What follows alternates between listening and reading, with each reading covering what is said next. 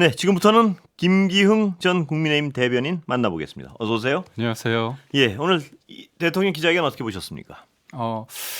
우선적으로 이제 30일 동안에 대한 어떤 평가가 어떻게 본인이 어떻게 볼 것인가에 대해서 궁금했는데 아무래도 본인은 이제 주식 3천 넘은 그 부분에 대해서 많은 의미를 두시는 것 같아요. 근데 아무래도 이제 취임사도 하고 국회 와서 예산 시정 연설도 하고 그렇다면 이재명 정부 이재명 대통령이 어떻게 국정을 이끌어 갈지에 대한 어떤 방향성은 다 이제까지 나온 거랑 크게 다르지는 않았던 것 같습니다. 근데 저도 뭐 기자 출신이고 대통령실 근무를 할 때 기자회견을 어떤 방식으로 할까에 대한 여러 가지 아이디어가 있는데 오늘 같은 경우는 이른바 약속 대련이 아니다. 그러니까 미리 질문에 대해서 미리 받아가지고 그 답변을 준비하지 않았다. 그 부분에 대해서 신경을 많이 쓰는 장치가 있던 것 같아요. 명함을 줘서 그 명함을 누군가 이른바 뽑기죠. 뽑기를 해서 하는 부분이 있고 풀뿌리 언론이라고 할 수 있는 기초단체 그쪽에 있는 언론들에게도 일정 부분 기회를 주는 그런 부분에 있어서는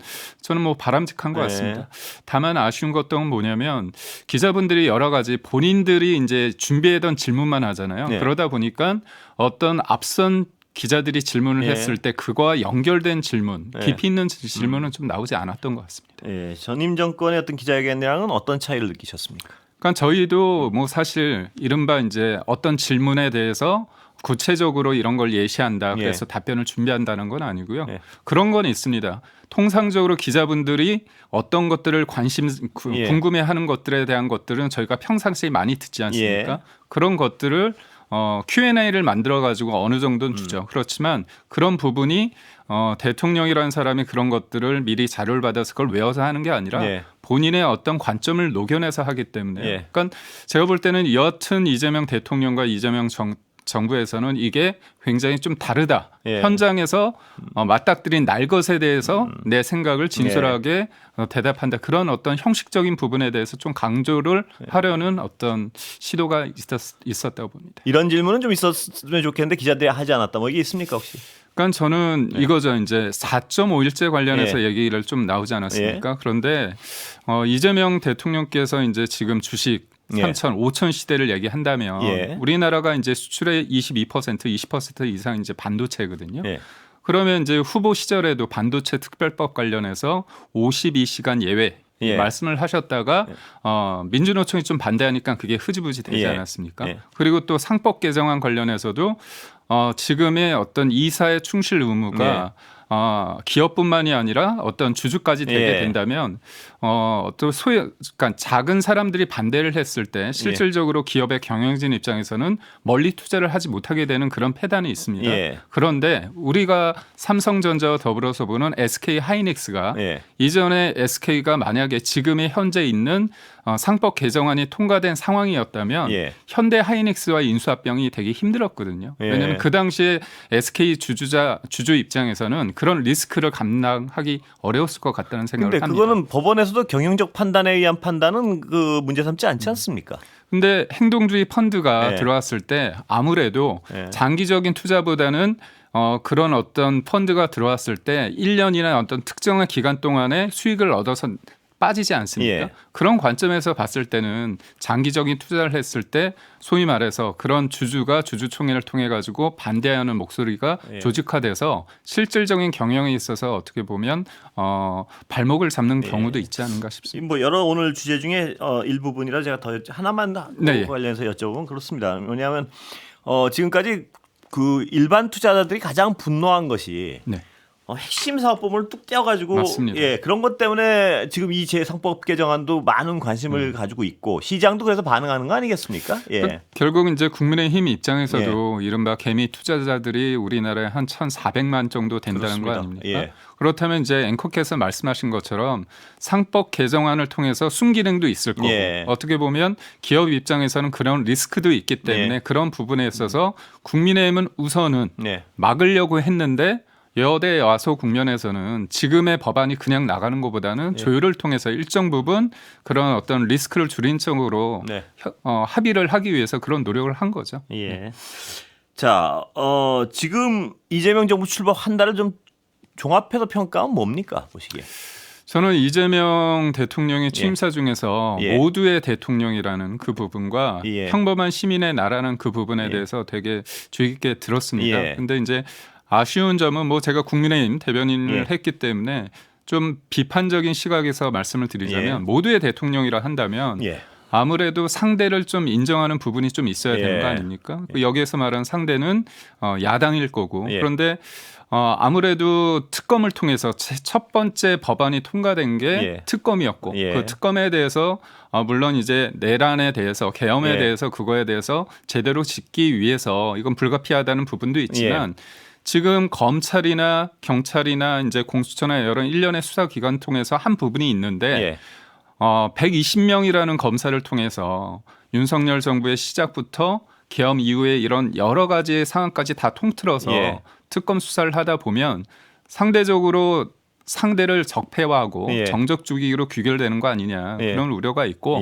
또 하나는 특히나 이제 협치라는 말씀을 많이 하시고 그리고 본인이 이제 국회에 오셔가지고 내가 의리다 그리고 새로운 대한민국을 위해서는 대통령 혼자나 또는 특별한 소수가 할 수 있는 건 아니라고 말씀하셨는데 실제로 보면 모든 것들이 힘의 논리로 다수결의 논리로 이제 관철되고 있지 않습니까? 그렇다면 제도적 협치를 뭔가 기반할 수 있는 거는 말이 아니라 저는 최소한 법사위 정도는 여야 협의를 통해서 야당이 갖는 게 맞지 않았는가 그런 생각입니다. 특검은 그 전에 거부권 행사 안 했으면 좀 규모도 작았고 범위도 작은 거를 계속 거부권 행사해서 이 지경까지 온 거 아닙니까? 근데 그거죠. 특검이라는 거는 보충적 성격이 있고 현 정부의 어떤 수사기관이 못했을 때 그거에 대한 거 야당이 제시하는 거 아닙니까? 그래서 아니 그때 당시에 야당일 때 보충적 성격으로 이 정도 하자 했는데 그걸 계속 거부해가지고 지금 이 상황까지 온 거 아닙니까? 아무래도 이제 그때 얘기하는 부분이 뭐였냐면 민주당과 조국 혁신당이 특검을 추천한다는 그런 부분과 그다음에 또 하나는 인지된 거 관련해서는 이제 제한 없이 확대할 수 있다는 이 부분은 끊임없이 민주당이 이게 별건 수사가 되는 거는 막자는 주의였거든요. 그런데 지금 더해졌지 않습니까? 결과론적. 아니 그렇죠. 그러니까 모든 것들은 그러니까 그럴 때 받을 수 있을 때 받아가지고 좀 넘어가겠습니다. 자, 국민의힘 혁신 안철수 의원이 맡았습니다. 잘 될까요? 어떻습니까? 기대와 희망이 교차하면서 우려도 있군요. 걱정과 우려도 있습니다. 일단 기대와 희망은 뭡니까? 뭐 혁신. 아무래도 보면 저희가 지금 많이 저점이라고 할 수 있습니다. 그러니까 민심도 좋지 않은데요. 근데 문제는 변화해야 된다, 쇄신해야 된다는 목소리가 있는데 다만 제가 좀 안쓰러운 건 뭐냐면 내가 하면 쇄신과 변화고 상대방이 하면 구태다 이런 게 있는 것 같아요. 그러니까 뭐냐면 이게 사실 정답이 있습니다. 정답은 있는데 그 정답을 실제로 실천하는지와 정답을 바라보는 정답을 얘기한 사람들의 태도와 그걸 바라보는 사람들이 그 정답을 정답으로 받아들이는 자의 또 태도, 수용자의 관점인 태도가 있는데 4분 오열되어 있습니다. 그러니까 대선이란 과정 그리고 지난 전당대회 과정 속에서 새로운 리더십이 만들어지기보다는 그 과정에서 당이 파편화됐거든요. 그러다 보니까 지금 누가 나오더라도 전당대회를 또 하더라도 뭔가 새로운 리더십이 만들어질까? 그렇기 때문에 혁신위를 통해 가지고 그 과정 속에서의 뭔가 하나의 변화를 좀 도모하고자 하는 어떤 제가 볼 땐 불가피한 선택이지 않은가 싶습니다. 혁신위가 제시하는 방향성은 잘 나올까요? 아무래도 끊임없이 요구되는 부분이 윤석열 전 대통령과의 어떤 관계 맺음, 계엄에 대한 입장, 그리고 탄핵에 대한 입장이겠죠. 근데 이 부분이 갑자기 사람들이 모여가지고 논리의 문제는 아니지 않습니까? 좀 정서적인 문제가 있다고 보고 특히 어려운 부분이 이를 바라보는 게 국회의원, 원외 당협위원장 그리고 당원들, 국민들 이게 좀 다릅니다. 그래서 저도 당협위원장을 하지만 윤석열 전 대통령에 대해서 바라보는 시선, 한동훈 전 대표에 대한 시선, 김문수 후보에 대한 시선 이게 다 되게 달라요. 그렇기 때문에 이게 그냥 차분하게 우리가 터놓고 얘기한 데서 되는 게 아니라 이게 야당은 야당으로서 정부에 대한 여당과의 관계 맺음을 통해서 정부를 건전하게 비판하면서 존재감을 회복하고 또 하나는 뭐냐면 실제로 작은 단위의 성과를 이뤄내야 됩니다. 예. 그러니까 지금의 국민의힘은 무기력한 게 예. 뭐냐면 선거도 매번 지고 예. 그리고 또 무엇보다도 제대로 견제를 못한다는 그런 어떤 허망함 그런 진짜 허무함이 있는 거죠. 이 허무함을 뭔가 할 수 있다는 자신감으로 바꿀 수 있는 그런 계기가 필요한데 그거는 사실 그 논리의 문제는 아니고 결국은 헌신의 문제입니다. 그런 관점에서 안철수 의원이 왜 혁신위원장으로 사람들이 생각을 했을까? 그거는 뭐냐면 안철수 의원이 저번 경선에서 4등을 하지 않았습니까? 그렇다면 2등, 3등 한 사람은 진짜 그분들한테 물었을 때 당신이 진짜 최선을 다해서 도왔느냐 했을 때 그런 답변을 잘 못 하시거든요. 그런데 그 답변에 대해서 그리고 또 우리가 TV를 통해서 결과가 나왔는데도 그 마지막 그 선거 선거 당일날 그 개표날 그 자리를 지켰던 모습을 통해서 안철수라는 사람에 대해서 이제 재발견하고 안철수라는 사람이 소위 말해서 본인이 깃발을 들었을 때만 하는 게 아니라 남도 깃발을 든 사람을 충분히 도와줄 수 있는 그런 넉넉함이 있는 거 아닌가에 대해서 사람들이 생각하게 된 거죠. 우려도 있죠?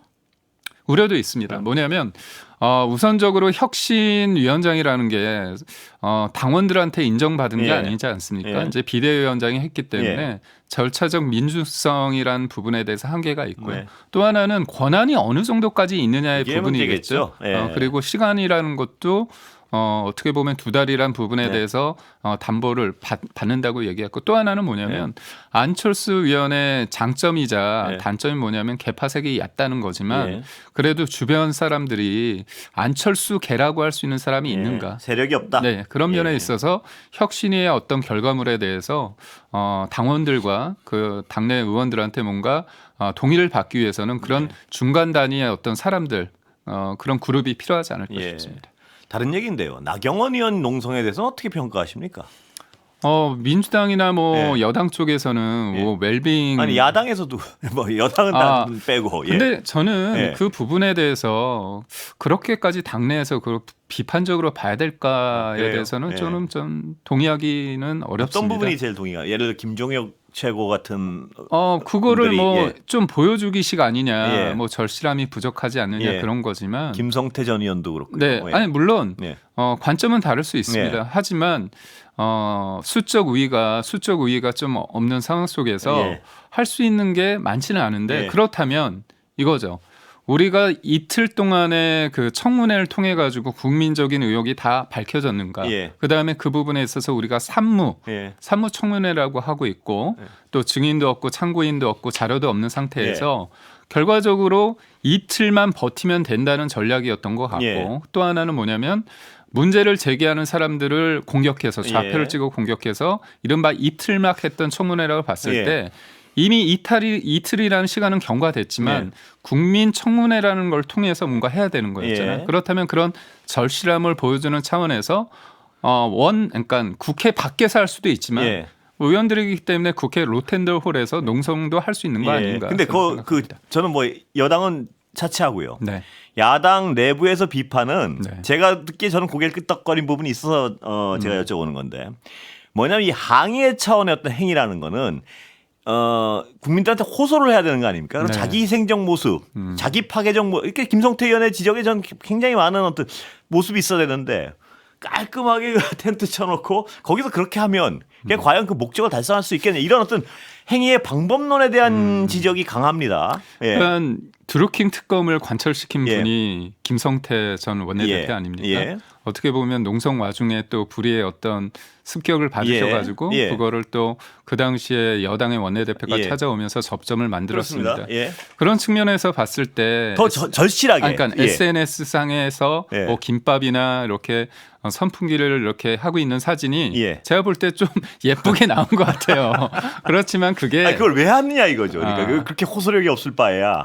근데 그거는 저는 모르겠습니다. 그거를 그렇게 부정적으로만 볼 것인가에 대해서. 제가 여쭤보는 건 김성태 의원의 시각에서 질문을 하는 겁니다. 뭐냐면 이왕 할 거면 국민들한테 괴로워 보이고 저렇게까지 절실하게 할 때는 총리 임명에 대해서 참 임명에 대해서 뭐가 문제가 있구나 이렇게 느끼게 하려면 본인이 뭐 땀을 막 흘리면서 굶고 괴롭고 이걸 국민들한테 호소를 해야 되는 저 정도로 절실하구나. 그게 아니고 김성태 의원의 지적에 따르면 뭐지 저게 이렇게 된단 말입니다. 예. 사실 그게 농성을 한 지 하루 이틀 정도의 상황이기 때문에 예. 시간이 지나면 아무래도 여러 가지 어떻게 보면 절실함과 그런 것들이 자연스럽게 묻어나지 않을까요? 저를 설득을 못 시키거든요. 그런가요? 본인도 별로 아닙니다. 예.